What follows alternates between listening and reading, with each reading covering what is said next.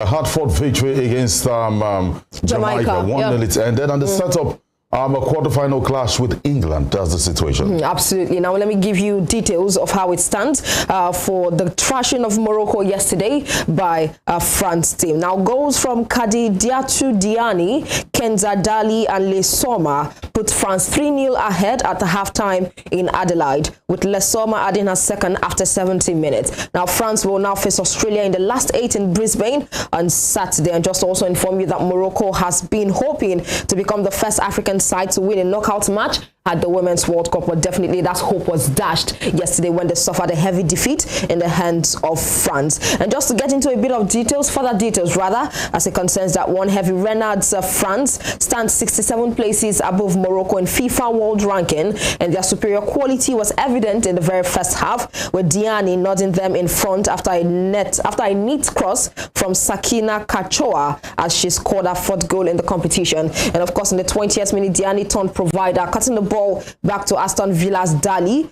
who struck a low shot into the corner. Of course, talking about how those goals came about at the end of the day. And as for Morocco, the first Arab nation, Joseph, we're talking about Arab nation right now, and we are, I mean, in terms of African, we are talking about the fact that Africa as a whole is done and dusted. But then definitely it is spelled right here on the BBC that the first Arab nation to compete at the finals claimed the shock 2nd place in Group H ahead of 2-time winners Germany, who had beaten them 6-0 in their opening game. A second upset against unbeaten France, though, was a step too far. Talking about how far they came in the group stages, getting to qualify for the round of 16 after suffering a very huge defeat in the hands of Germany, 6 goals to nothing. And just to wrap up the round of 16 for Morocco, they also suffered a huge defeat coming from France. Joseph, I think we've always had a problem concerning Arab nation, African nation. Where does Morocco belong to?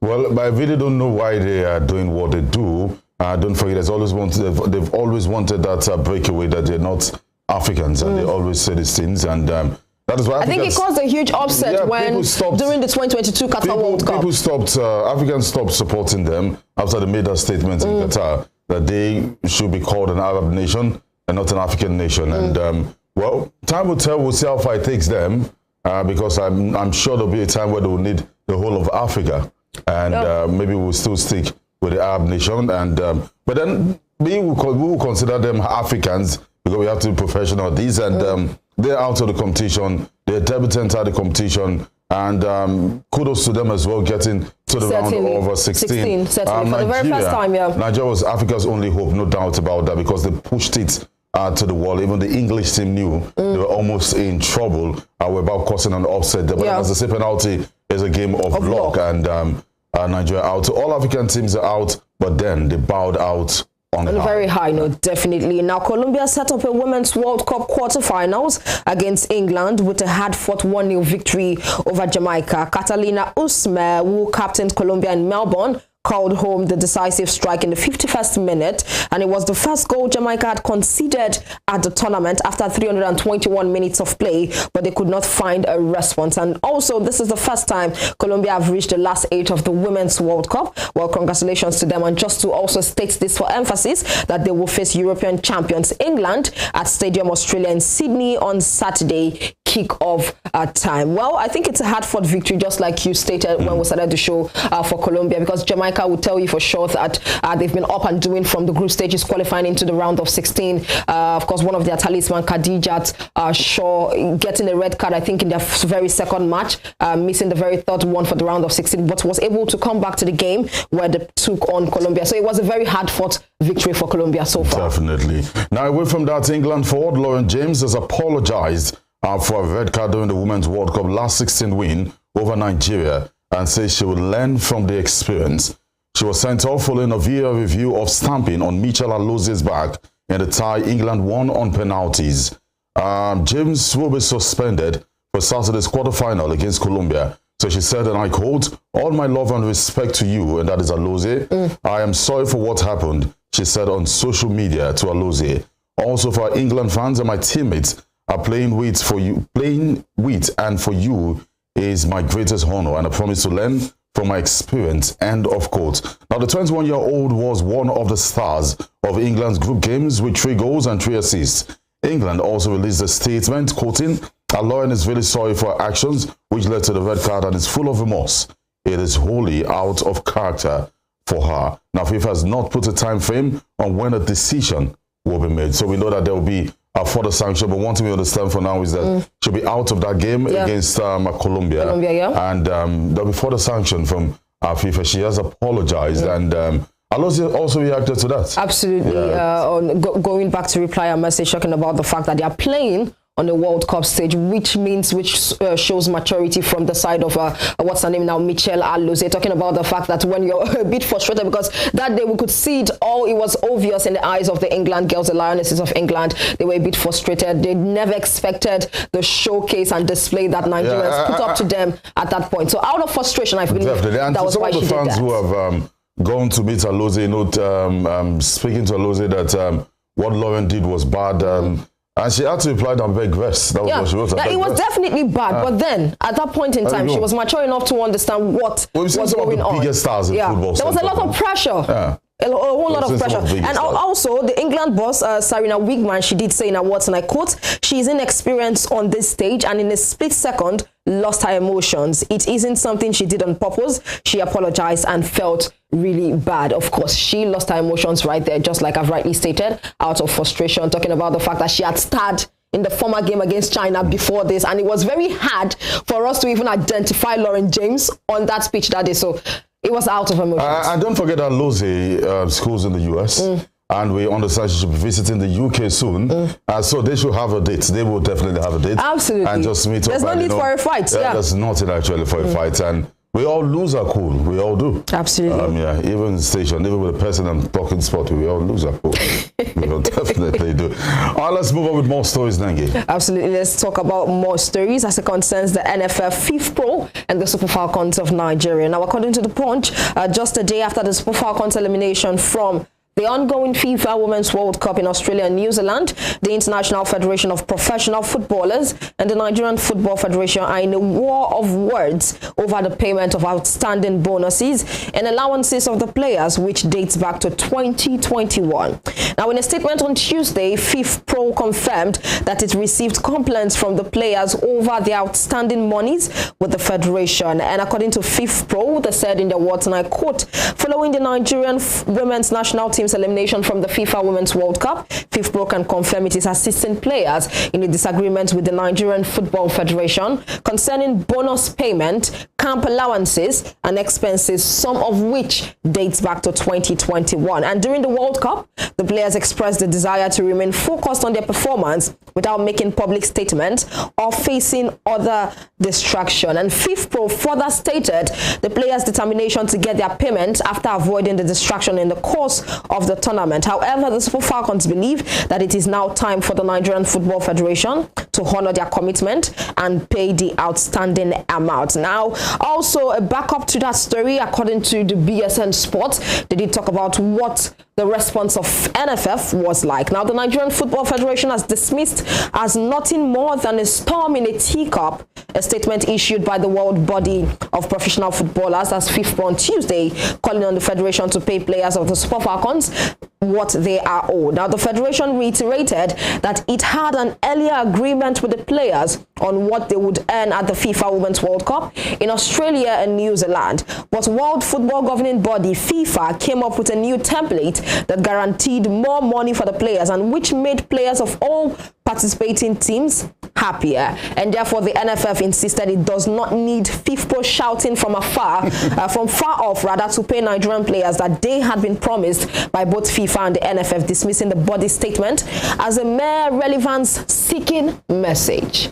Joseph. We understand, and I know what is playing here. Yeah. The girls have written to FIFA. They know, because, you know, there was a final decision that the money will be paid to the FAs now, Federation, and they will be the one to disburse the money. But the girls know where they are returning to. So they know. That's it. Yeah, that it will take the grace of God for them to get their money. So for them not to suffer for long, they had to write to FIFA, and that is what... They have to be proactive about it. Thank you. And trust me, with this, the media will be on this, and we'll know these girls, they should get their money. Sure. We know they have $60,000 US dollars already. We also know they have $5,000, $7,000 US per game. So if you calculate 1, 2, 3, they played 4 matches, we'll calculate, we'll put everything, match bonuses. Together. They have to get all their money, and that is what FIFA is doing because we know where we are. Absolutely. Yeah, and so we know what is what is at stake at this point in time. All right, that is how it stands between FIFPro, the NFF of Nigeria, and the Super Falcons also. Well, good work for the Super Falcons qualifying from the group stages, getting into the round of 16,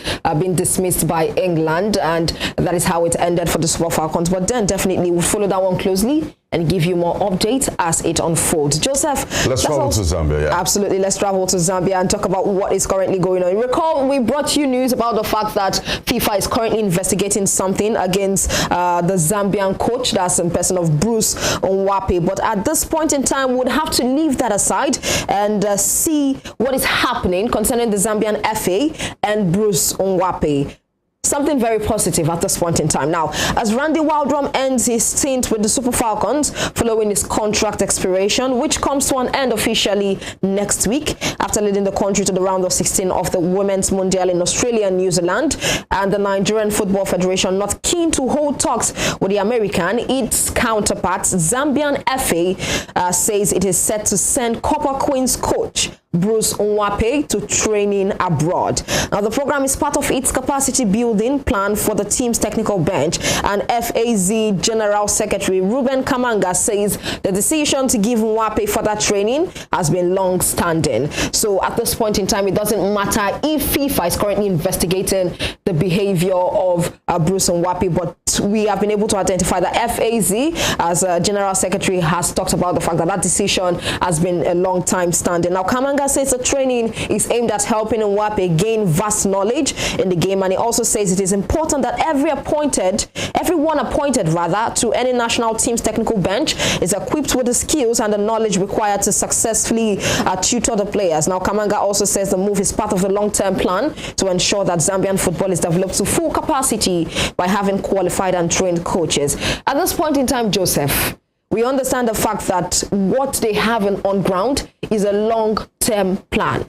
Do we have that in Nigeria, aside from the fact that we've been, but there's been a back and forth concerning match bonuses? Well, let's not even compare Nigeria and these guys, actually. We're ahead of them. But then I want to say that what is happening here, politics is being played out. Politics is being played out. For Zambia. Yeah. Politics is being played out.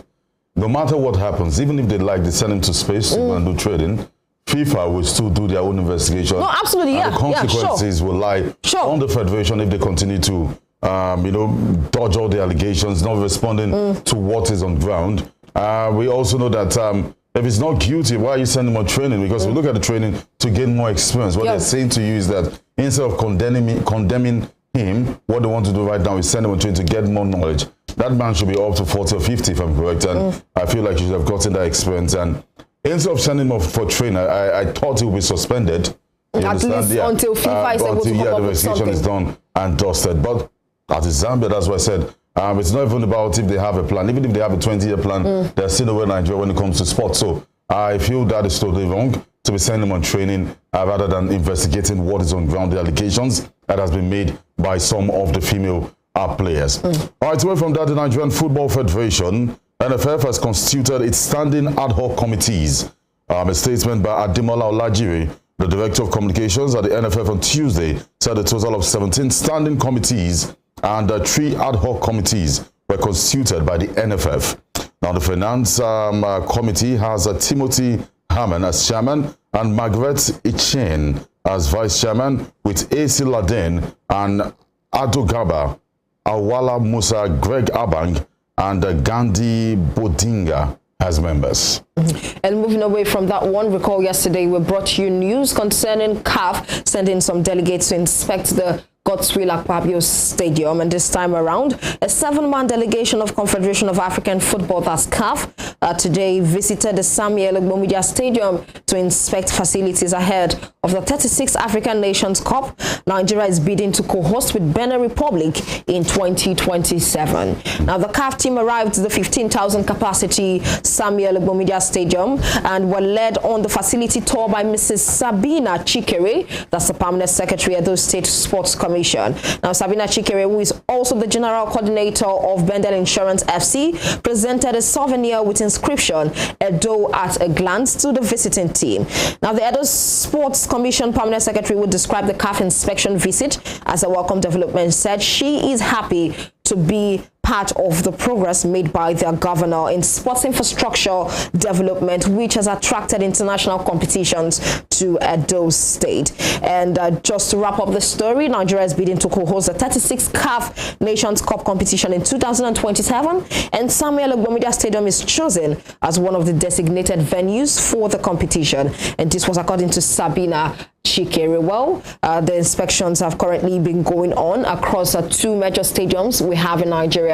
One of them, the Gospel Akpabio Stadium, and secondly, the Samuel Ogbomodia Stadium. So fingers crossed, let's see if the stadiums will be approved at the end of the day. Well, it should be approved. I think they have a chance. If Cote d'Ivoire is hosting the African Cup of Nations in January 2025, we don't know. That should be announced very soon. Yeah. And 2027, I think they've got, it's long overdue. Nigeria hosted the competition in 2000 alongside Cameroon. Is it Cameroon or Ghana? I can't be sure. I think, not too sure, but I know Nigeria co-hosted.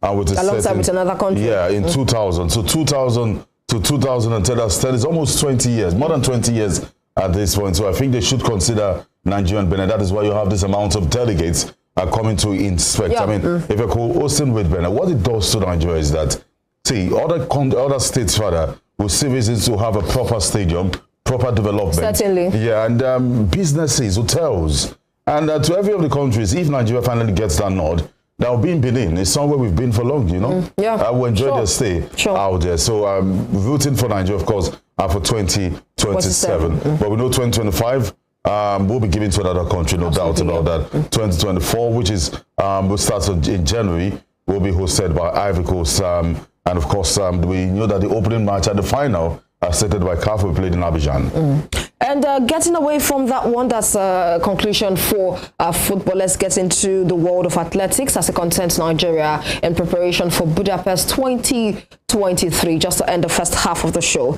Now, the Athletics Federation of Nigeria, that's AFN, has released a list of athletes that will represent the country in the upcoming 2023 World Athletics Championship in Budapest. The athletics body a few weeks ago organized a trial for the athletes at the Samuel Ogbomodia Stadium in Benin City, Edo State.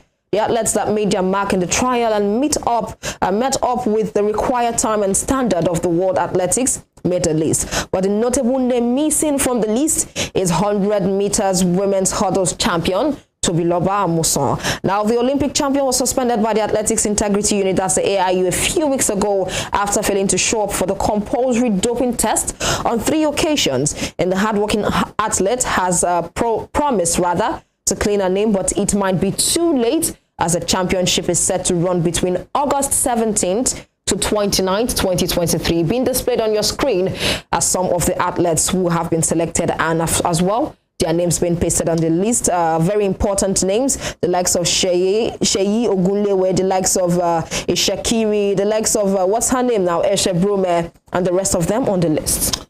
Well, a big miss for Nigeria. Yeah. Tobiloba Amuson will not be in Budapest on way because she's been suspended for doping, as stated by the AFN. This is sad. It's absolutely sad. I can tell you that one of our hopes of winning a medal. That's for the 100 meters. Yes, that is Tobiloba Amuson. She's out of the competition. But then we also know that she can appeal. And if appeal is granted, if everything goes as stated, yes, it can be replaced. You get? Yeah. But then I hope she gets this cleared before the competition kickstarts. That's on the 17th of August to the 29th of August 2023. Of course, I think it's going to take a whole lot of time. But then we are banking on the rest of the athletes who are there representing us in terms of shot put, 4x100 meters, in terms of long jump, the likes of Eshe Brume, how it is like to at least bring home medals. It's like you're sending Tottenham, Arsenal, and Manchester United to the Champions League. Say England is hoping on this treating, where there's a Manchester City. Do you understand? So the Manchester City is the one out now. You get what I mean? Just to explain for the ordinary man, Tobiloba Amuson, because that's our only hope. So you can say, Eshe Brume, yes, might getting bronze from long jump, or maybe silver, winning gold. We know there's some other big guns there. But for Toby, competing with some of the big names like Fraser and Price. Already, yeah. I mean, I think she has been involved in 3 major competitions. No matter how we want to package the story or package your situation, is a big loss for Nigeria. Absolutely, but I still stand on the fact that we are banking on the rest of them. Well, we have no option. We have to. Absolutely, to get us the gold, silvers, and bronze. And just to conclude on the first half of the show, with 11 days to the commencement of the World Athletics Championship in Budapest, medals for the competitions have also been unveiled. Now, the design of the medals was driven by focus on uniqueness and originality, as been displayed on your screen. And deviating from traditional medal designs, the emphasis was also placed on representing the host country and capturing the essence of a sporting nation. You're still watching Sports Swing on Western Swing Television. We're going to break and give you highlights from matches played. A big night it was for Tottenham, but then they lost. We'll give you highlights of some of this game. We'll be back to give you more stories making headlines in the world of sports. We'll be back.